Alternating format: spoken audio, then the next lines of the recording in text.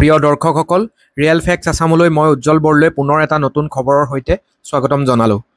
মুখ্যমন্ত্ৰী ডাঙৰীয়াই আমাৰ যিসকল শিক্ষক শিক্ষয়িত্ৰীয়ে কেইবাবছৰ ধৰিও অন্যান্য জিলাসমূহত বা চৰ চাপৰিসমূহত শিক্ষকতা কৰি আছে আৰু তেওঁলোকে বদলিৰ বাবে নিৰ্দিষ্ট সময় নোহোৱাৰ বাবে আবেদন কৰিব পৰা নাছিলে, নতুবা মিউচুৱেল ট্ৰেন্সফাৰ পোৱা নাছিলে, সেইসকল ছাৰ বাইদেউৰ বাবে ভাল খবৰ লৈ আহিছে। বিশেষকৈ আগতে আপোনালোকে গম পায় যে শিক্ষকসকলৰ বদলিৰ সময় আছিলে 10 বছৰ আৰু বৰ্তমান শিক্ষয়িত্ৰীৰ 5 বছৰ আৰু শিক্ষকৰ ক্ষেত্ৰত 7 বছৰলৈ এই সময়সীমা হ্ৰাস কৰা হৈছে। ইয়াৰ সমান্তৰালকৈ আপোনালোকে যিসকলে মিউচুৱেল ট্ৰেন্সফাৰ পাই যায় সেইসকলেতো সোনকালে আপোনালোকে বদলিৰ বাবে আবেদন কৰিব পাৰিবই, আৰু যিসকলে তেনেকুৱা ধৰণৰ কোনো সুবিধা নাপায় সেইসকলে যদিহে 5 বছৰ শিক্ষয়িত্ৰীসকলে ক'ৰবাত নিজৰ গৃহ জিলাৰ বাহিৰত বা চৰ চাপৰিত তেওঁলোকে শিক্ষকতা কৰে, তেনেহ'লে তেওঁলোকে বদলিৰ বাবে আবেদন কৰিব পাৰিব আৰু শিক্ষকসকলেও 7 বছৰ শিক্ষকতা কৰাৰ পিছত তেওঁলোকে ট্ৰেন্সফাৰ লৈ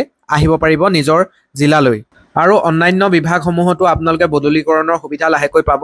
এডিআৰিত মেডিকেল কাৰণত বহুতে ট্ৰেন্সফাৰ পাইছে আৰু ইভাগেও আপোনালোকে ছিংগুল ট্ৰেন্সফাৰৰ বাবেও আবেদন লাহেকৈ কৰিব পাৰিব। এই সম্পৰ্কীয় নিশ্চয় নতুনকৈ মুখ্যমন্ত্ৰী ডাঙৰীয়াই নিয়ম লাগু কৰিব আৰু এডিআৰিত মিউচুৱেল ট্ৰেন্সফাৰটো সকলোৱে পায়ে আছে।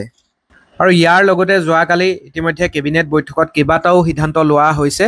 মুখ্যমন্ত্ৰী ডাঙৰীয়াই নিজৰ ছ'চিয়েল মিডিয়াত উল্লেখ কৰিছে যে নেলিকাণ্ডৰ তিৱাৰী আয়োগৰ প্ৰতিবেদন বিধানসভাত দাখিলকে ধৰি অসমৰ ঔদ্যোগিক বিকাশৰ হাৰ বৃদ্ধি, শিক্ষকৰ কল্যাণ সুনিশ্চিতকৰণ, খিলঞ্জীয়া জনগোষ্ঠীৰ ভূমিৰ অধিকাৰ আৰু মৰাণ মটক জনগোষ্ঠীৰ কল্যাণক লৈ সিদ্ধান্ত গ্ৰহণ কৰা হৈছে।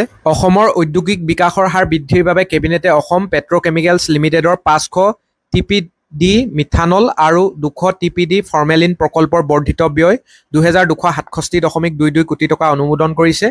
আৰু এটা অতি আপোনালোকৰ বাবে যিসকল শিক্ষক আছে, যিসকল আপোনালোকে ঠিকাভিত্তিক শিক্ষক আছে, তেওঁলোকৰ বাবে এটা ভাল খবৰ আনিছে যে কেবিনেটে অসম প্ৰাথমিক আৰু মাধ্যমিক বিদ্যালয় শিক্ষক নিযুক্তি আৰু বদলি নিয়ন্ত্ৰণ সংশোধন বিধেয়ক 2025ৰ সংশোধনীত অনুমোদন জনাইছে। ইয়াক অসম বিধানসভাত উত্থাপন কৰা হ'ব। এই সংশোধনীৰ দ্বাৰা SSAৰ অধীনত 12,000 ঠিকাভিত্তিক শিক্ষকক নিয়মীয়াকৰণৰ বাবে আবেদনৰ অনুমতি প্ৰদান কৰা হ'ব। আৰু বদলীকৰণৰ আপোনালোকে ইতিমধ্যে সিদ্ধান্তটো গম পালেই।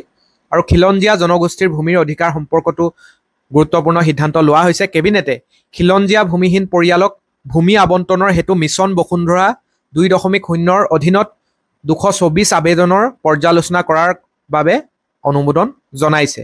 আৰু মৰাণ আৰু মটক জনগোষ্ঠীৰ কল্যাণৰ বাবেও সিদ্ধান্ত লোৱা হৈছে। কেবিনেটে মটক স্বায়ত্তশাসিত পৰিষদ সংশোধন অধ্যাদেশ 2025 আৰু মৰাণ স্বায়ত্তশাসিত পৰিষদ সংশোধন অধ্যাদেশ 2025 গৃহীত কৰাৰ বাবে বিধানসভাত উপস্থাপনৰ অনুমোদন জনাইছে। ইয়াৰ লগতে নেলিকাণ্ডৰ তিৱাৰী আয়োগৰ প্ৰতিবেদন ইয়াৰ ওপৰত সিদ্ধান্ত লৈ অসম বিধানসভাৰ আগন্তুক অধিৱেশনত 1983ৰ নেলি হত্যাকাণ্ডৰ সন্দৰ্ভত তিৱাৰী আয়োগৰ প্ৰতিবেদন দাখিল কৰাৰ বাবে কেবিনেটে অনুমোদন জনাইছে। গতিকে যোৱাকালি 23 অক্টোবৰ 2025 তাৰিখে অসম চৰকাৰৰ কেবিনেটে লোৱা গুৰুত্বপূৰ্ণ সিদ্ধান্তসমূহ এইসমূহেই আছিল। গতিকে বিশেষকৈ আমাৰ চাকৰিৰ ক্ষেত্ৰত শিক্ষকসকলৰ বাবে গুৰুত্বপূৰ্ণ দুটাকৈ সিদ্ধান্ত লোৱা হৈছে। এইখিনি আছিল যোৱাকালিৰ গুৰুত্বপূৰ্ণ ইনফৰমেশ্যন। এনেকুৱা ধৰণৰ চাকৰি সন্দৰ্ভত গুৰুত্বপূৰ্ণ ইনফৰমেশ্যন পাই থাকিবৰ বাবে যিসকলে ফাৰ্ষ্ট আমাৰ চেনেলটো ভিজিট কৰিছে, অনুগ্ৰহ কৰি চেনেলটো ছাবস্ক্ৰাইব কৰি ল'ব। ধন্যবাদ।